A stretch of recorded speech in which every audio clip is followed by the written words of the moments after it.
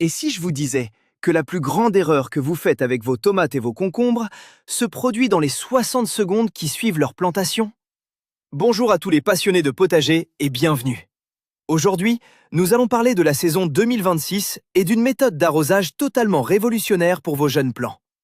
Je vous promets qu'à la fin de cette vidéo, vous saurez exactement quel mélange secret verser au pied de vos légumes pour garantir une récolte absolument massive.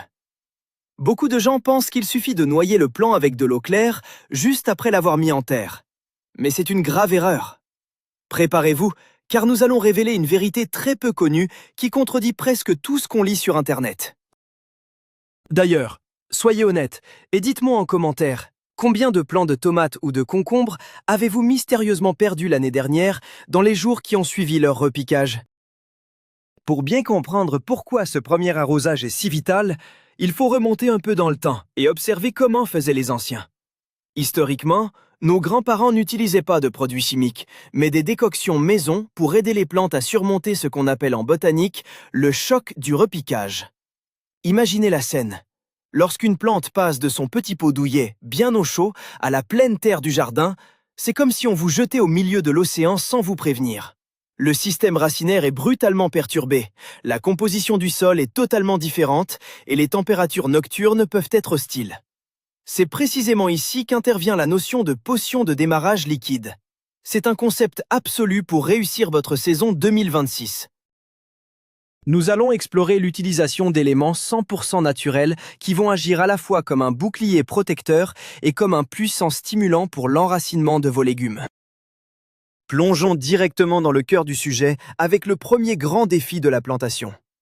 Imaginez le traumatisme que subit une jeune pousse de tomate lorsqu'elle quitte la serre chaude pour affronter la réalité du potager. Ce traumatisme s'appelle le choc de transplantation. C'est un moment critique où la plante arrête temporairement de grandir. Ses racines, qui étaient habituées à un terreau léger et très riche, doivent soudainement percer une terre beaucoup plus compacte et souvent plus froide. La plupart des jardiniers pensent qu'inonder la plante avec de l'eau glacée du tuyau d'arrosage va l'aider. C'est le mythe absolu qu'il faut briser aujourd'hui. En réalité, un arrosage classique à l'eau froide provoque une constriction sévère des minuscules poils racinaires. Ces poils sont les véritables bouches de la plante, ceux qui absorbent l'eau et les nutriments. Si vous les paralysez avec de l'eau trop froide, votre plant va végéter pendant 2 longues semaines. L'exemple typique est cette feuille qui jaunit à la base quelques jours après la plantation. Ce n'est pas un manque d'eau, c'est un blocage racinaire.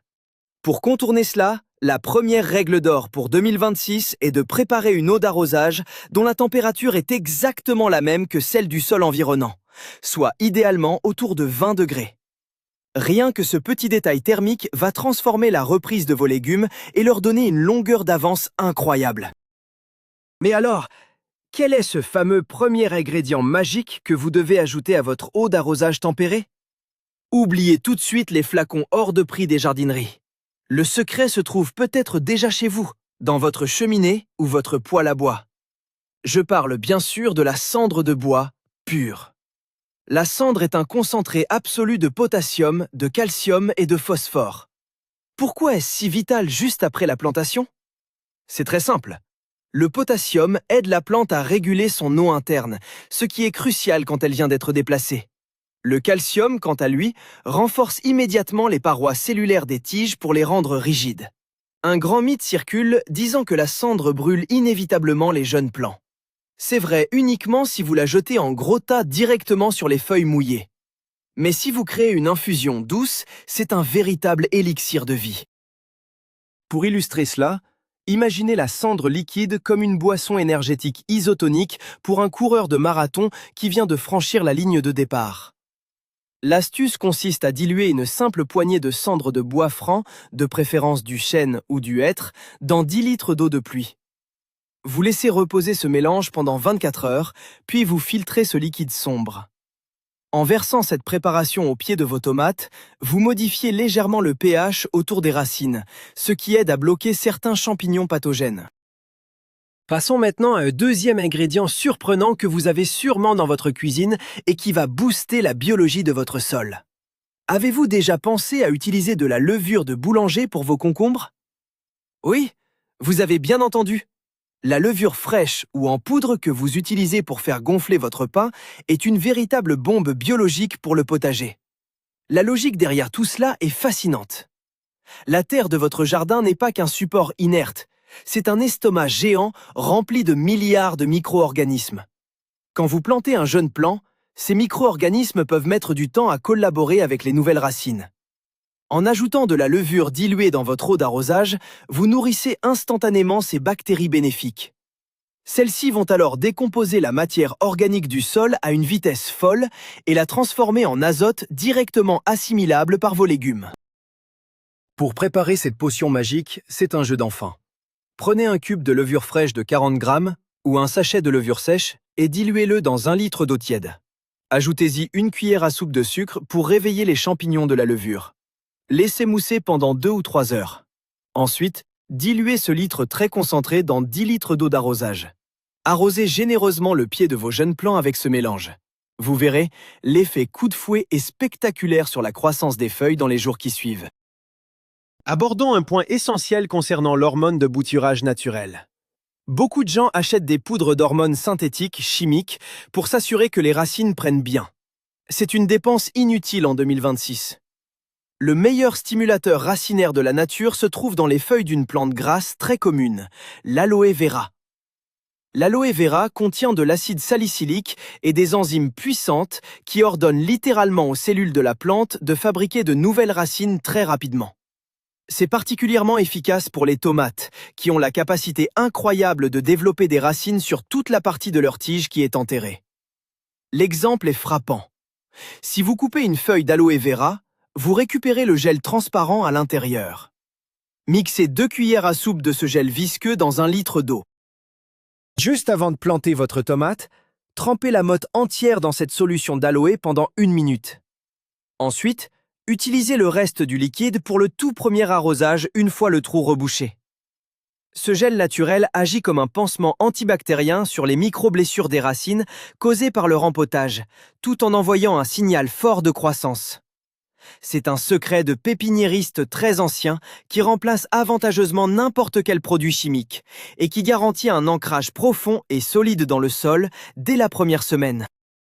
Il y a une distinction capitale à faire entre la façon d'arroser les tomates et la façon d'arroser les concombres juste après la plantation. C'est une erreur commune de les traiter exactement de la même manière. Parlons d'abord du concombre. Le plant de concombre est une diva très capricieuse. Son système racinaire est incroyablement superficiel et fragile. Il s'étale juste sous la surface du sol et déteste par-dessus tout avoir les pieds dans l'eau stagnante. Si vous créez une cuvette profonde et que vous l'inondez, les racines du concombre vont pourrir en moins de 48 heures. La maladie de la fonte des semis va s'installer et votre plant va s'effondrer comme s'il avait fondu. L'astuce pour le concombre est d'arroser en pluie très fine, largement autour du plant, sur un rayon de 30 cm pour inciter les racines à s'étaler horizontalement à la recherche de l'humidité. Utilisez une pomme d'arrosoir douce. L'eau enrichie que nous avons préparée plus tôt doit pénétrer doucement les premiers centimètres du sol sans jamais tasser la terre. Le concombre a besoin d'un sol qui respire. Un manque d'oxygène au niveau des racines superficielles est la cause numéro 1 des échecs de culture du concombre. Alors, soyez très délicat lors de ce premier arrosage et répartissez le volume d'eau en 2 ou 3 passages espacés de 10 minutes pour laisser le sol absorber tranquillement à son propre rythme. À l'inverse du concombre, la tomate est une guerrière qui demande une approche totalement différente pour son premier arrosage. La tomate a un objectif principal dans sa vie. Plongez une racine pivotante le plus profondément possible dans les entrailles de la terre pour trouver de l'eau lors des futures canicules estivales. Si vous arrosez votre jeune plant de tomate seulement en surface de manière superficielle, vous l'éduquez très mal. Vous lui dites implicitement que l'eau se trouve en haut et ses racines vont rester paresseusement près de la surface. Résultat, au premier coup de chaud en juillet, votre plant va flétrir. Pour éviter ce désastre, il faut forcer la tomate à descendre. L'idéal est de creuser un trou de plantation profond. Au moment du rebouchage, vous devez apporter un volume d'eau massif, au moins 3 à 5 litres de votre mélange magique par plant. Versez lentement, directement au fond du trou ou dans un tuyau d'irrigation enterré à côté des racines. L'eau va descendre en profondeur. La terre va se tasser naturellement autour de la motte, chassant les poches d'air néfastes. La tomate va alors comprendre que l'humidité salvatrice se trouve tout en bas. C'est ce grand arrosage copieux et ciblé en profondeur, le jour de la plantation, qui va programmer génétiquement votre plant de tomates pour résister à la sécheresse tout au long de la saison 2026. Un autre mythe très tenace qu'il faut absolument détruire aujourd'hui concerne le feuillage. Combien de fois a-t-on vu des jardiniers arroser joyeusement leurs jeunes plants de légumes par le dessus en mouillant abondamment toutes les feuilles sous le beau soleil de l'après-midi? C'est la recette garantie pour un désastre phytosanitaire. Le premier arrosage, tout comme les suivants, ne doit jamais, au grand jamais, toucher les feuilles de vos tomates ou de vos concombres. L'humidité stagnante sur le feuillage est la porte d'entrée grande ouverte pour le mildiou, l'oïdium et toutes les redoutables maladies cryptogamiques qui déciment les potagers.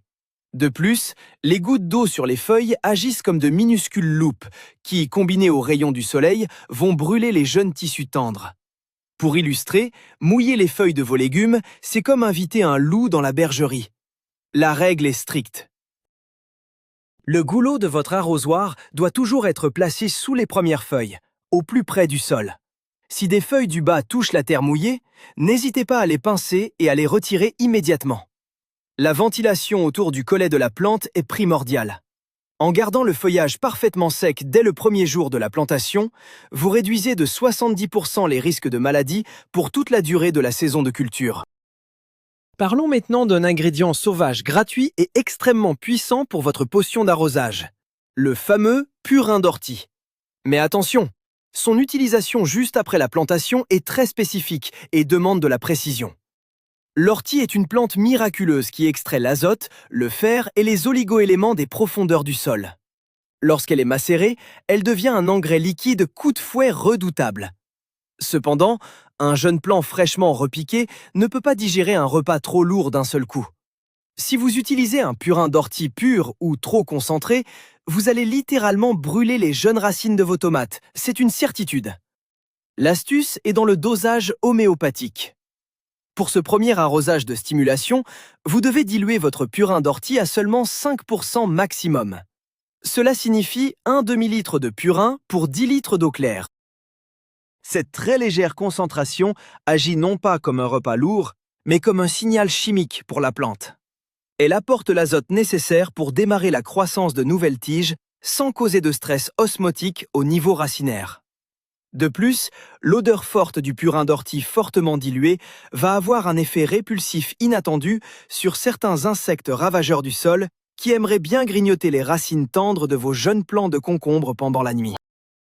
Une étape absolument indissociable de ce premier arrosage magique est le paillage immédiat. Vous venez de verser votre précieuse potion nutritive et tempérée au pied de vos plants. Si vous laissez la terre nue exposée au soleil et au vent, 60% de cette eau enrichie va s'évaporer dans l'atmosphère en moins de 24 heures. C'est un gaspillage monumental et un stress inutile pour la plante qui voit son environnement s'assécher à vitesse grand V. L'exemple est frappant. Imaginez que vous versez un verre d'eau sur une table brûlante. Il disparaît aussitôt. Pour capturer cette humidité vitale et la garder à disposition des racines, vous devez pailler généreusement autour du plant dans les minutes qui suivent l'arrosage. Utilisez de la paille propre, de la tonte de gazon bien sèche ou du foin. Appliquez une couche d'au moins 5 à 10 cm d'épaisseur. Ce manteau protecteur va agir comme une éponge thermique et hydrométrique. Il va bloquer l'évaporation, maintenir le sol à une température constante, agréable et tiède, et empêcher la formation d'une croûte de terre dure en surface qui asphyxierait les racines superficielles du concombre. Le paillage transforme votre arrosage éphémère en une réserve d'eau nutritive durable, permettant à la plante de boire à son rythme pendant plusieurs jours sans aucun effort. Connaissez-vous le secret du sel d'Epsom pour les tomates? C'est une astuce de vieux briscard qui fait des merveilles lors du premier arrosage. Le sel d'Epsom n'est pas du sel de table, c'est du sulfate de magnésium pur. Pourquoi le magnésium est-il si important le jour de la plantation? Le repiquage cause un choc qui ralentit la photosynthèse, le processus par lequel la plante crée son énergie grâce à la lumière du soleil. Or, le magnésium est l'atome central de la molécule de chlorophylle, celle qui donne la couleur verte aux feuilles. Sans magnésium, pas de chlorophylle, pas de photosynthèse et donc pas de croissance. Un apport ciblé de sel d'Epsom aide la plante à redémarrer son usine à énergie en un temps record. Brisons un mythe. Ce n'est pas un engrais miracle qui remplace le compost, c'est un facilitateur métabolique. L'astuce est de dissoudre une cuillère à soupe rase de sel d'Epsom dans 5 litres d'eau tiède. Utilisez cette solution pour arroser le pied de vos tomates juste après les avoir plantées. Vous remarquerez que, contrairement aux plants non traités qui peuvent faire grise mine et pâlir pendant une semaine, ceux ayant reçu ce petit boost de magnésium garderont un vert profond et éclatant, signe que leur usine interne fonctionne déjà à plein régime pour s'installer dans leur nouvelle maison. Il y a un autre détail crucial concernant le moment exact de la journée où vous effectuez la plantation et ce premier arrosage. C'est une erreur classique de jardiner quand on a le temps, souvent en plein milieu de l'après-midi, sous un soleil éclatant. C'est la pire chose à faire pour vos tomates et vos concombres en 2026. Le soleil intense va vider la plante de son eau par transpiration beaucoup plus vite que ses racines traumatisées ne peuvent en absorber depuis le sol. C'est un aller simple vers un flétrissement sévère. La règle d'or est de toujours planter et arroser en fin de journée, lorsque le soleil commence à décliner et que les températures s'adoucissent. L'exemple est simple. Si vous plantez à 18 h, la plante a toute la soirée et toute la fraîcheur de la nuit pour absorber doucement la potion magique que nous avons préparée. Les racines ont 12 heures devant elles pour s'ancrer dans la terre humide, se gonfler d'eau et de nutriments sans subir le stress écrasant des rayons du soleil. Au lever du jour suivant, vos plants seront turgescents, forts, hydratés et prêts à faire face à leur première journée complète en extérieur. Ce simple décalage horaire dans vos travaux de jardinage augmente le taux de survie de vos jeunes semis de plus de 50%. Saviez-vous que vous pouviez créer une véritable armée souterraine pour protéger et nourrir vos plants dès la première seconde? Je veux parler des mycorhizes. Ce sont des champignons bénéfiques microscopiques. Dans la nature, plus de 90% des plantes vivent en symbiose avec ces champignons. Ils s'accrochent aux racines et créent un immense réseau de filaments dans le sol, agissant comme des extensions des racines elles-mêmes. Ils vont chercher l'eau et le phosphore très loin, là où la plante ne pourrait jamais aller seule, et lui ramènent en échange de quelques sucres. Lors de la plantation dans un sol travaillé, ce réseau fongique est souvent détruit ou absent. C'est pourquoi intégrer des spores de mycorhizes dans votre trou de plantation ou dans l'eau de votre premier arrosage est une stratégie surpuissante. C'est un mythe de croire que le terreau universel en contient suffisamment. Achetez une petite boîte de poudre de mycorhizes de bonne qualité. Au moment de planter, saupoudrez une demi-cuillère à café directement sur la motte humide de votre tomate ou de votre concombre. Ensuite, arrosez doucement avec votre eau à température ambiante pour coller ces spores contre les racines. Dès les premiers jours, cette alliance invisible va se former, garantissant à vos légumes une résistance phénoménale à la sécheresse et aux maladies pour toute l'année. Nous devons absolument parler du danger caché de l'eau du robinet. Si vous utilisez un tuyau branché directement sur le réseau de la ville pour préparer votre solution d'arrosage de démarrage, vous sabotez potentiellement tous vos efforts. L'eau du robinet est traitée au chlore ou à la chloramine pour tuer les bactéries et la rendre potable pour nous. Le problème, c'est que ce chlore ne fait pas la différence entre les mauvaises bactéries et les milliards de micro-organismes bénéfiques qui vivent dans votre terre, ou ceux que nous avons essayé d'apporter avec notre levure ou notre purin d'ortie. Arroser un sol vivant avec de l'eau fortement chlorée, c'est comme jeter un puissant désinfectant sur un écosystème fragile. Cela stérilise la terre autour de vos jeunes plants. L'exemple de parade est très simple et totalement gratuit. Si vous n'avez pas de récupérateur d'eau de pluie, remplissez vos arrosoirs d'eau du robinet la veille de vos plantations. Laissez-les reposer à l'air libre pendant au moins 24 heures. Le chlore, qui est un gaz très volatile, va s'évaporer naturellement dans l'atmosphère. Au moment d'arroser vos tomates et vos concombres, votre eau sera non seulement décantée, pure, mais elle aura aussi atteint la température ambiante idéale dont nous avons parlé au tout début. C'est une double victoire pour un effort minime. Explorons une astuce surprenante venue des anciens jardiniers pour calmer le stress de la plante. Avez-vous déjà entendu parler de l'eau de saule? Le saule pleureur ou le saule blanc sont des arbres magiques. Leur écorce et leurs jeunes rameaux contiennent une quantité incroyable d'acide salicylique.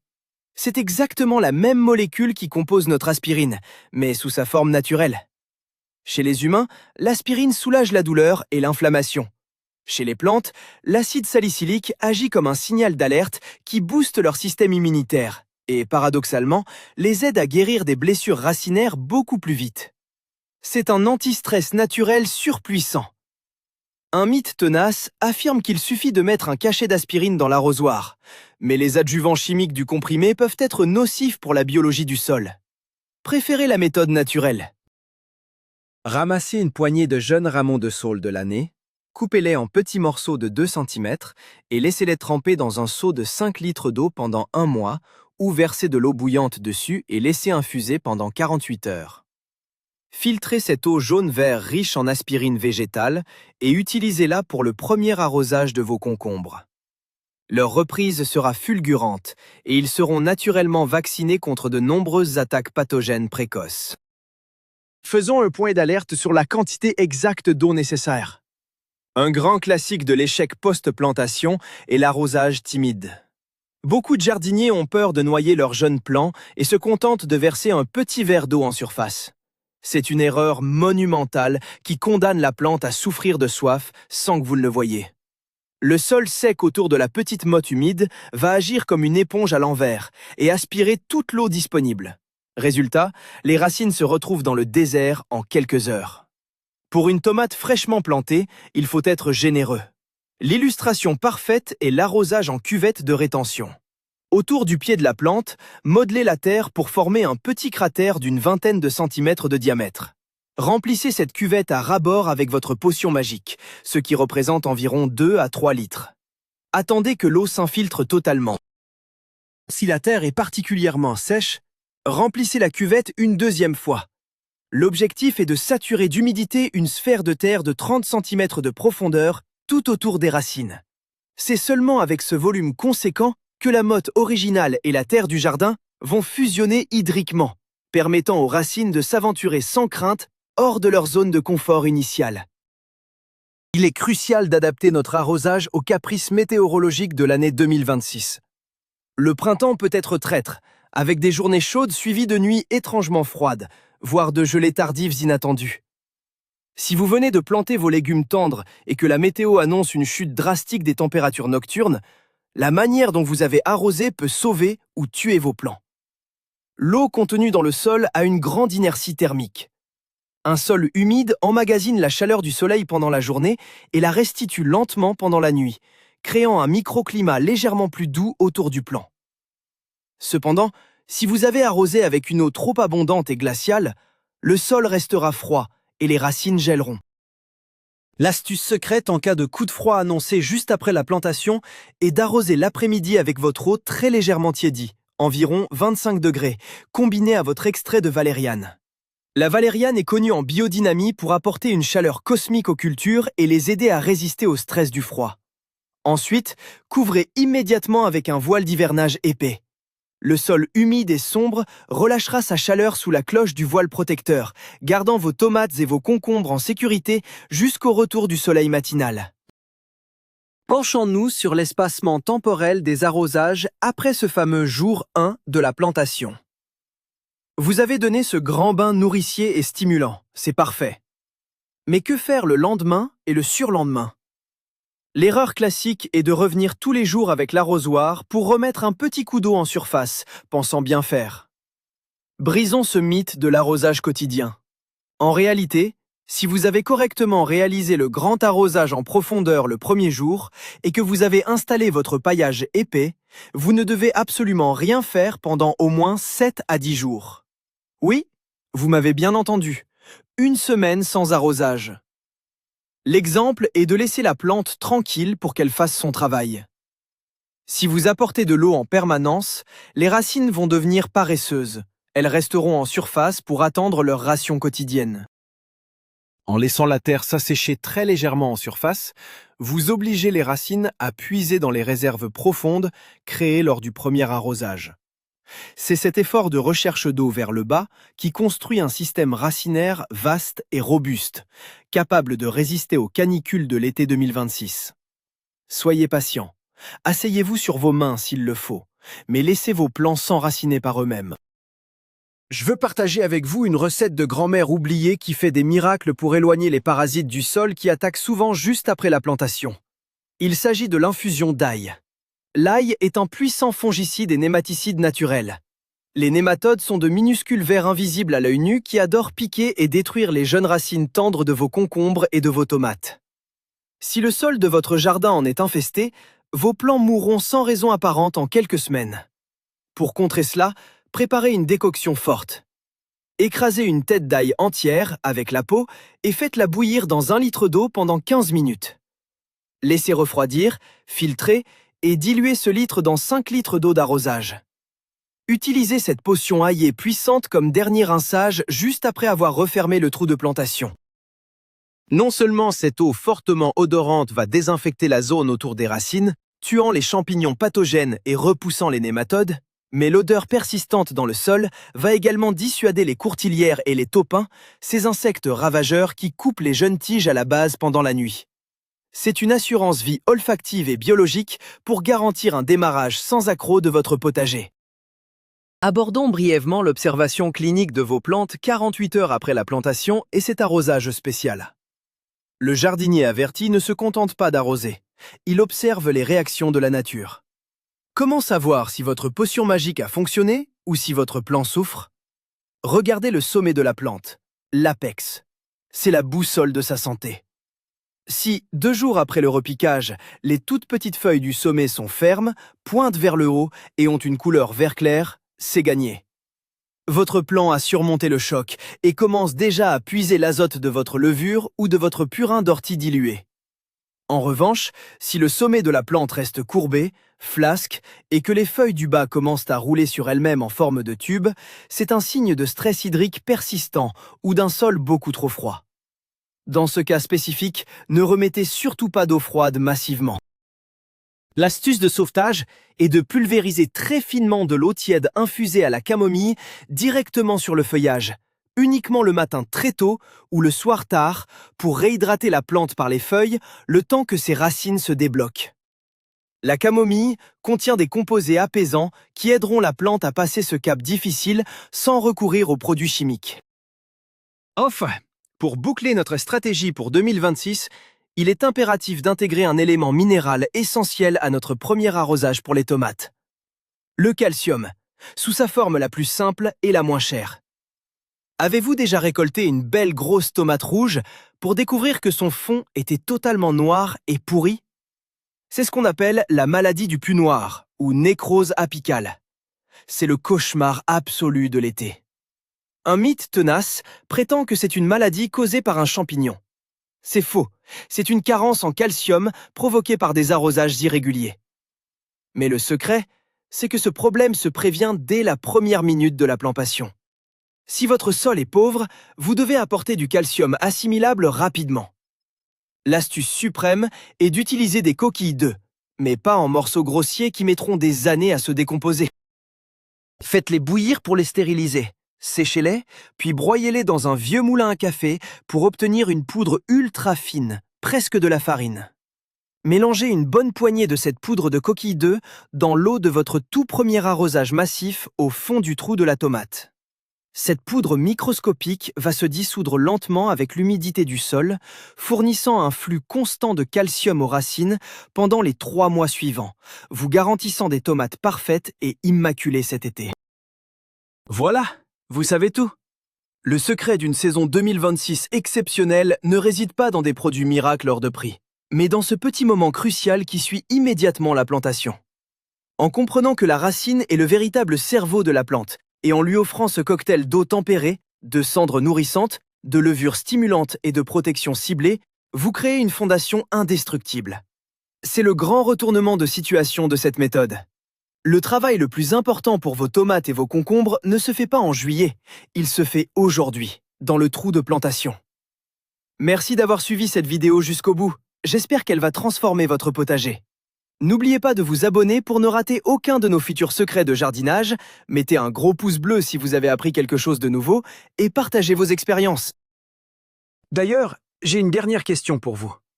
Parmi toutes les astuces liquides que nous avons vues aujourd'hui, la levure, la cendre, l'aloe vera ou l'ail, Laquelle allez-vous tester en premier dans votre potager cette année? Dites-le moi dans les commentaires, j'ai hâte de vous lire.